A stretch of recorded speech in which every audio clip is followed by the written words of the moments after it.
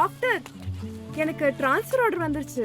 அப்பா அம்மா வந்திருக்காங்க என்னை கூட்டிட்டு போறதுக்கு. இல்லை டாக்டரே போகிறாங்க, நர்ஸு போகிறதுக்கு கூட அவ்வளோ feeling. Take care. Thank you doctor. டாமின் சூப் 1/2மா. இங்கே தான் ஹோட்டல் இல்லையே, எங்கேருந்து வாங்கிட்டு வந்தீங்க? அதான் அன்னைக்கு மாரி தம்பி சொல்லிச்சல்ல, நீங்கள் சொன்னதெல்லாம் ஒரு வாரத்தில் ஆக்க கற்றுக்கிறோன்னு. அதுக்காக என்னை நாமக்கல்லில் ஒரு ஹோட்டலில் சேர்த்து விட்டது.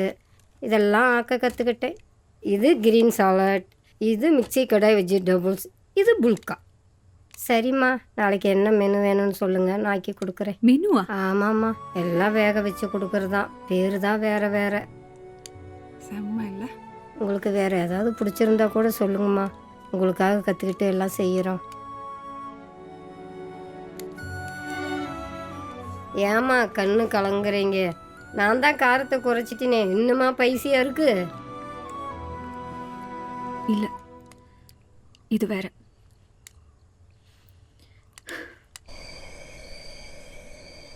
இன்னும் கொஞ்சம் நேரத்தில் காவலுக்கு வருவான், அப்போ கொடுத்தக்கூடாதா? ஊரில் இருக்கிற எல்லாருக்கும் மாரியை கூட்டிகிட்டு போய் தான் இன்விடேஷன் கொடுத்தேன்.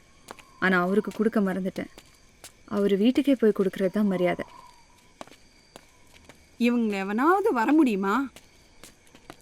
எதுக்கு இப்படி யூஸ்லெஸ்ஸாக பண்ணுற?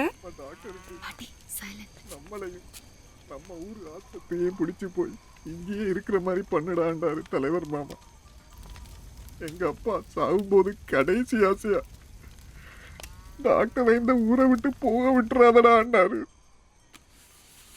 என்னால எதையுமே செய்ய முடியாம போயிடுச்சு.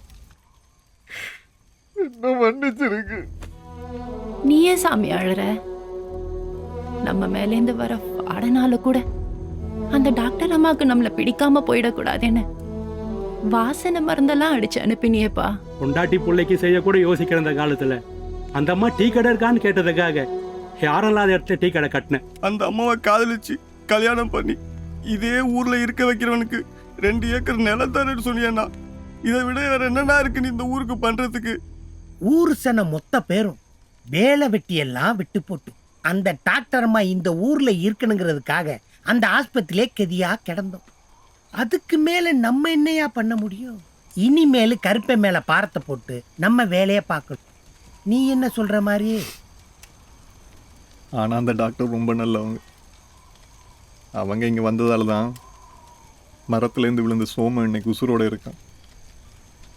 நவமணி அக்கா கூட எந்த ஒரு பிரச்சனையும் இல்லாமல் புள்ள பெற்றுக்கிச்சு. மலர்கொடி அக்கா அம்மாவை உசுரை கூட காப்பாற்றி கொடுத்தாங்க.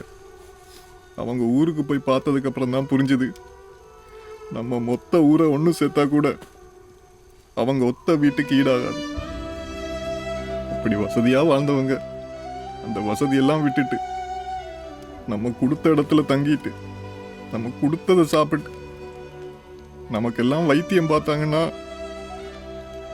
அந்த டாக்டருக்கு சாமி மனசு.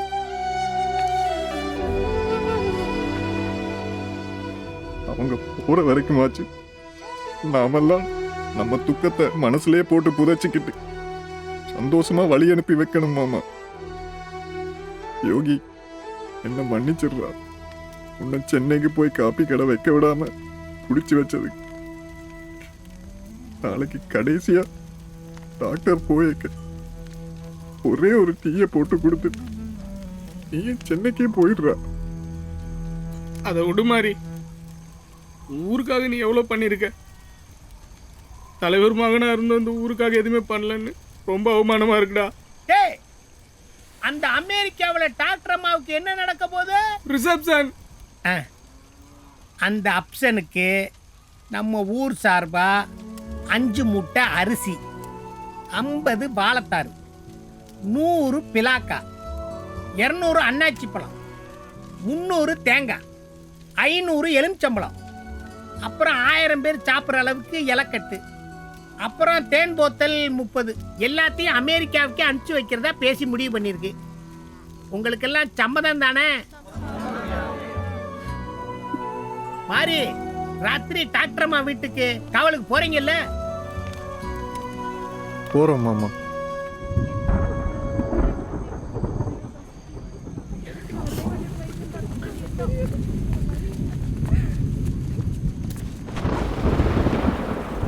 கன்ஃபியூஷன் வேண்டாம். நாளைக்கு கிளம்பலாம். வா வாயே.